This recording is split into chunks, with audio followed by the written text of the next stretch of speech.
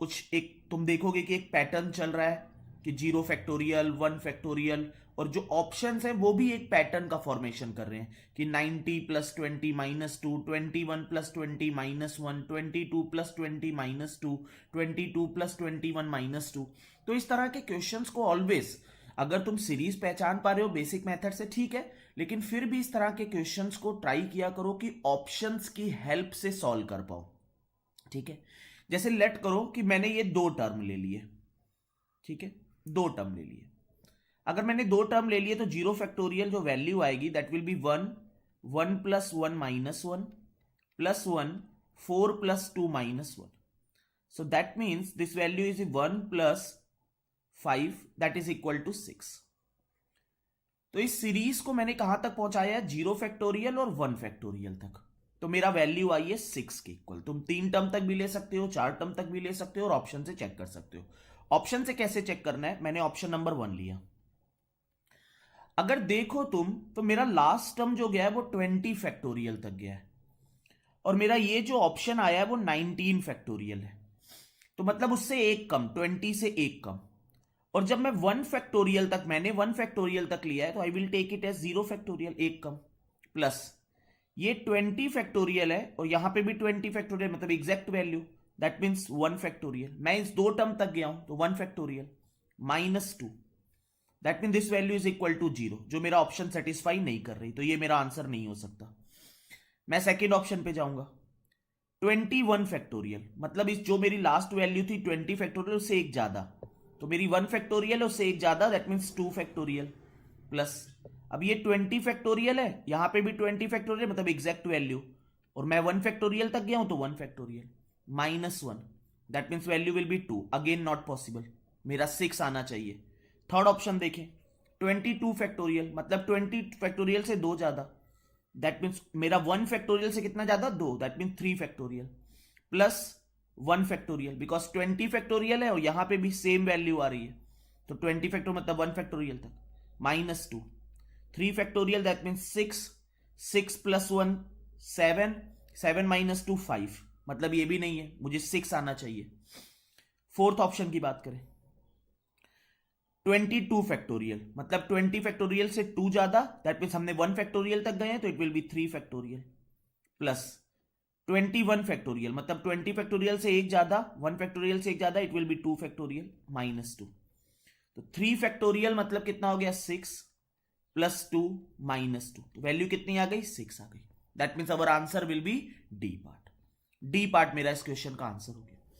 इसी को मैं अगर तुम्हें दूसरे भी ऑप्शन से दिखा दूं एक बार, जिससे कि तुम्हें पूरा समझ आ जाए कि किस तरह से पैटर्न हमारा चलता है। जैसे मैं 3 टर्म तक लेट करो लेता, अगर मैं 3 टर्म तक वैल्यू लेता तो मेरा पहला टर्म आता 1, फिर 5, फिर 2, 9 + 3 -1, तो 6 + 2, 9 + 3 12 -1 11, तो कितना आ जाता, 28 आ जाता।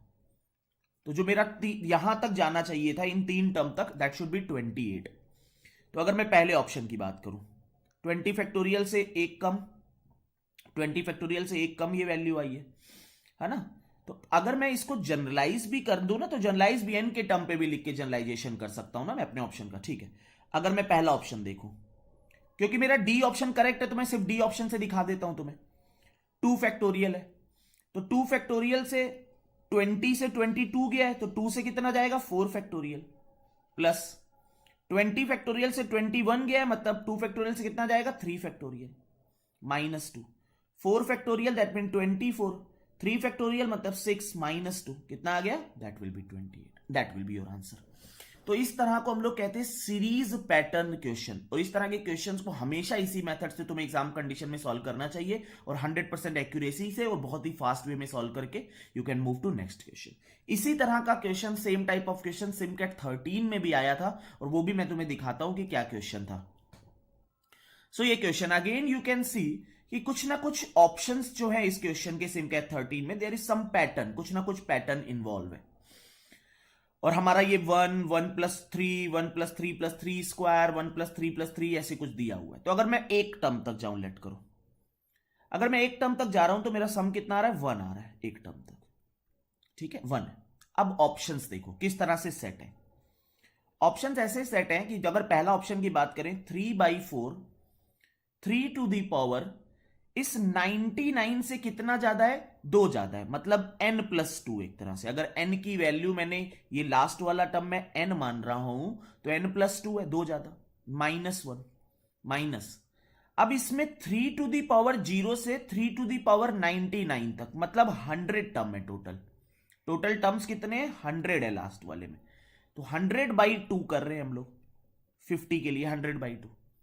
अब मैं पहले ऑप्शन को अगर वो रिलेट किया मैंने तो 3/4 3 to the power n+2 -1 -100/2, ये पहला ऑप्शन का डिकोडिंग है।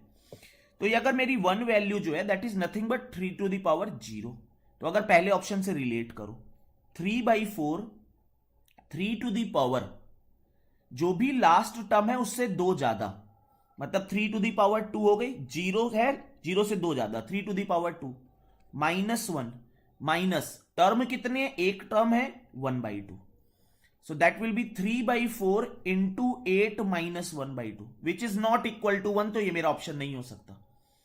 फिर तुम बी वाले पे जाओगे 3/4 अगेन वही 3 to the power 100 बन रहा है, मतलब 99 से 2 ज्यादा, तो 3² -1 माइनस, अब टोटल कितना है, टोटल टर्म ले लिए तो 1 के इक्वल आ गया। तो 3/4 into 8 - 1, so this will be equal to 5, जो मेरा नहीं है। मेरा आंसर आना चाहिए, इसको सॉल्व करने पे 1 आना चाहिए। सी ऑप्शन देखें 3/4, अब 99 से कितना ज्यादा है, 1 ज्यादा है सिर्फ, तो that mean 3 to the power 1 -1 minus 1/2, 50 मतलब टर्म्स का हाफ, एक टर्म लिया है मैंने तो एक का हाफ आ गया। That mean 3/4 into 2 -1/2, 3/2 -1/2 is equal to 1। तो ये मेरा आंसर हो सकता है थर्ड वाला। फोर्थ पे देखें, डी पे 3/4 3 to the power 100 मतलब 3 to the power 1 -1 minus total number of terms 1, तो 3/4 into 2 -1, so 3/2 -1 that means 1/2 which is out of picture. तो आंसर कौन सा हो गया, answer will be C part. तो इस तरह से हम लोग सिर्फ ऑप्शंस की डिकोडिंग से कि ऑप्शंस क्या पैटर्न बना रहे हैं उस पर हम लोग वर्क करके अपना आंसर फाइंड कर सकते हैं। और एग्जाम कंडीशन में तुम्हें इसी मेथड से सॉल्व करना चाहिए, बेटर रहता है। अदरवाइज वो बेसिक अप्रोच भी कुछ नहीं है, बेसिक अप्रोच में भी नॉर्मल सॉल्विंग है, जस्ट जीपी सीरीज, उससे टीएन निकाल के उसका सम निकाल देना है। लेकिन जो ऑप्शन से अप्रोच होते हैं इस तरह के सीरीज में अच्छे रहते हैं ऑप्शन से अप्रोच, ठीक है।